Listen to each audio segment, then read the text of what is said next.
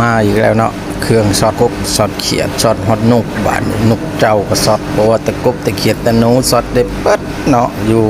หน้าเขาเนาะหลายคนยังบ่ฮู้เนาะเขตบ้านเฮายังบ่มีไผเฮ็ดเนาะคิดเบิ่งว่ากบก็ยังบ่พลาดเนาะสุดยอดเนาะได้เบิดนะของที่ว่าอยู่ในหน้าเขาบ่ว่าจะเป็นแต่กระปูสิได้แล้วกระปูก็ได้เนาะบ่ลืมทุกอย่างนะที่ว่าเป็นอาหารสามารถช็อตได้เบิดแล้วก็นำมาเป็นวัตถุดิบเฮ็ดอาหารได้เบิดทุกอย่างเนาะทุกคนเชื่อบ่ถ้ามีผู้ใดผู้หนึ่งเฮ็ดก่อนหรือว่าเฮ็ดไปแล้วนะมีคนมาเห็นหรือว่าชาวบ้านหมู่เพื่อนมาเห็นเขาก็เจ้าก็สินำไปเฮ็ดคือกันเนาะอ้าวตัดมาผักนี่ก็มาเบิ่งกระหอกเนาะกระหอกกินหมากกล้วยก็คือกระลอกเรียบร้อยมาเบิ่งนกไก่หน้าป้อมเนาะโอ้โหวิธีนี้ก็ได้เนาะเครื่องดักหนูสามารถเอาไปจับนกได้อีกนี่คือภูมิปัญญาการหากินอยู่บ้านนอกบ้านนาของเฮาเนาะ